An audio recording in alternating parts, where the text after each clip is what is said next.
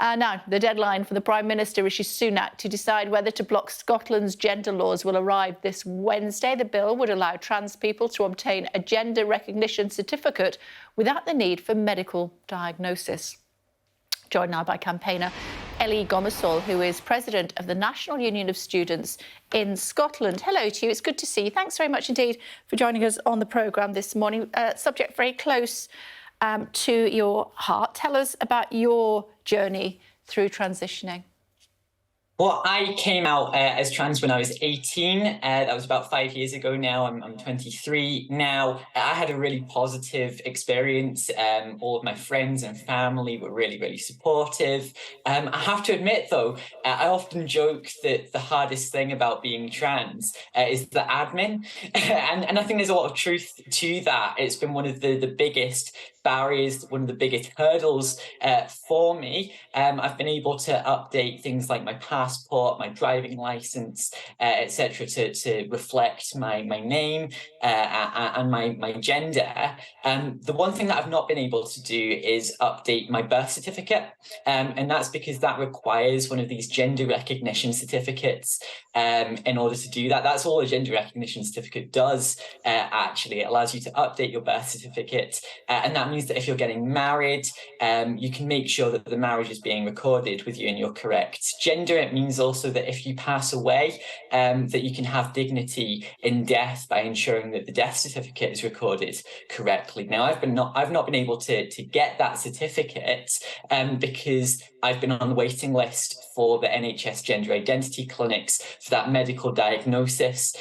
for coming up for 5 years now. I've not had an initial appointment yet. I'm still waiting. I don't know when that's going to be. And that means that under the current process, if I wanted to get that gender recognition certificate to update my birth certificate, I would have to pay for a private psychiatric assessment. I mean, that costs hundreds of pounds on top of all of the other costs related to gathering all of the other documents that they ask you to submit to this sort of panel of so-called experts who will never actually meet you to determine whether you're man enough or woman enough to update your birth certificate.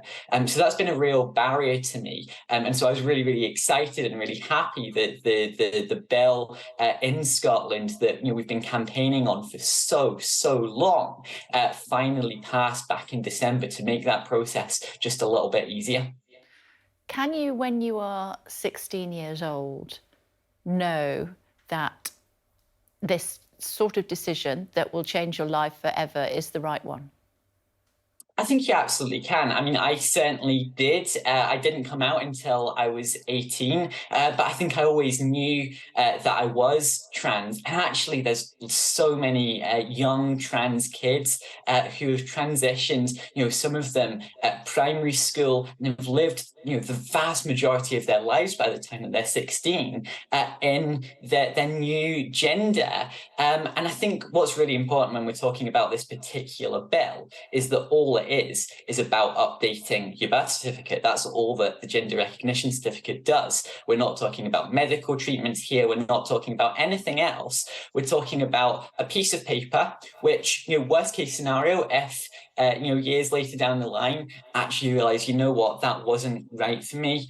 That's not going to change your entire life if you need to change that back. So we are just talking about a bit of paper here. And I think when we're talking about 16, 17-year-olds in particular, I mean, right now in Scotland, 16-year-olds can vote in Scottish elections, can get married. I mean, you can have a child, you can join the army. I think, a lot of those last couple of ones, that's a much bigger impact on your life than, updating the gender that's marked on your birth certificate. So I think that not only is 16 young enough, I think that actually in the cases where, kids have been living in their current gender for almost their entire lives at some point, the majority of their childhoods, actually, I think that the bill doesn't go far enough. And there does need to be provision in the future for younger people to be able to, with the support, and the right guidance and advice, be able to update, their birth certificates to get that gender recognition certificate as well. Because if you're a trans young person who's been, at school, a lot of maybe the kids at high school, if you transition to primary school, don't even know that you're trans. And then maybe you're going to college or university for the first time, or getting your first job. You don't have any other forms of ID, and having to present that birth certificate that has the wrong name and gender on it, I think can be really difficult and stigmatizing for that young person. Do you feel that, given that, you're an expert on this matter, do you feel that you could put a number on that age limit? Well, I think that it's something that needs to be looked at in more detail. I think I couldn't say, because I wasn't a kid myself when I did come out, exactly what that age should be. But I think that a lot of campaigners are talking about 10, that sort of age. But I think that the point is that we've not looked into this enough about kids who are under 16, but we have talked for a very, very long time about 16, 17-year-olds in Scotland. I mean, this discussion has been going on for about 6-7 years now, since the leaders of all of the parties in the Scottish Parliament, including the Conservative Party, first committed to these reforms. So I think that we've had so many years of consultation and talking about this issue, that I think that we have reached a solid conclusion here on 16, 17-year-olds, and we need to have more discussions about younger people than that, to make sure that those people in the future are able to access gender recognition certificates as well.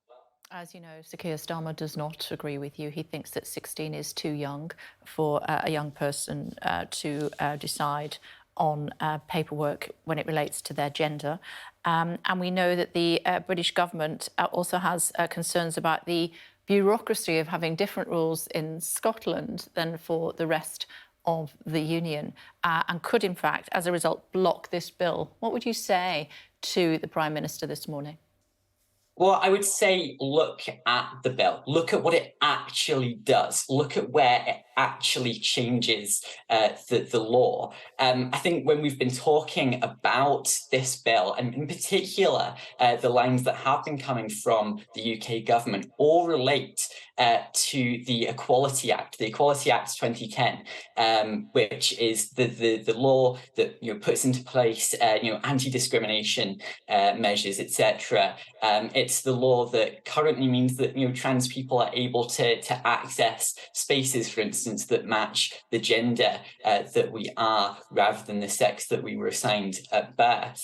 And I think that all of these conversations don't actually relate to the really simple process of updating your birth certificate, which is what this bill actually does.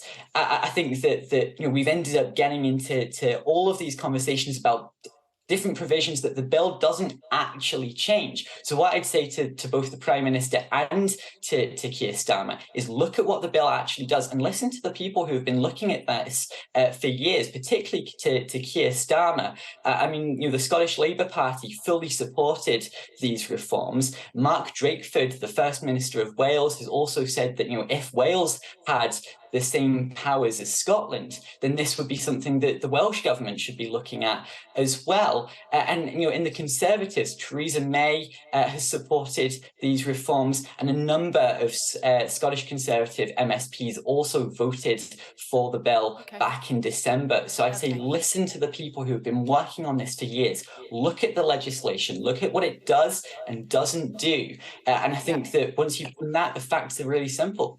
Yeah, I mean, I'm not sure that it's completely correct to say that it was fully supported by the Labour Party in Scotland. It wasn't fully supported by the SNP as well, really. If I could quote Joanna Cherry to you from the SNP, not at all happy about women's safety and what may happen as a result of this bill. She says the bill will allow any man to declare himself a woman and to gain the legal status of woman for all on most purposes after 3 months of living as a woman. What it means to live as a woman is also left undefined, and some using that as an example of previously being recognised as a man, now being recognised as a woman and being potentially in a woman's jail. Well, I think there's a lot of things to unpack here. First of all, I think that it's right that we don't have a state-defined definition of what womanhood means. I think that would be really dangerous, not just for trans people, but for women across the country. If there was a strict set of guidelines as to what it meant to be a woman, that would be really worrying. When it comes to things like jails, again, that's something that's covered under the Equality Act 2010. This bill doesn't change that. And if you actually look at, again, the Equality Act 2010, if you look at paragraph 28 of the Equality Act, there's a specific section in there which talks about when there is a legal need to still be able to discriminate. So that means that when we're talking about things like jail, for instance, if there was a genuine threat, for example, for someone going to, say, a women's prison, then under the Equality Act, that can still be broken. And that's regardless of whether you've got a gender recognition certificate or not. It doesn't come into it.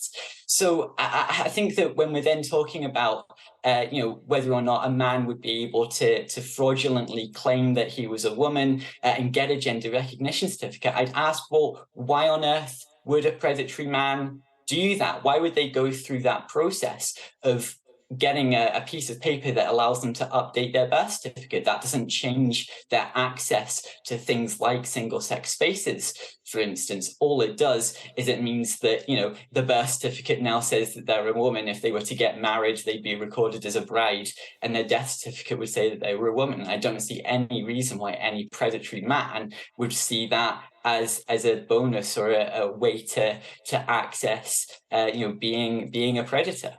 Okay. Eloquently put, Ellie. It's good to talk to you. Thanks for taking the time this morning. Much appreciated. Thank you.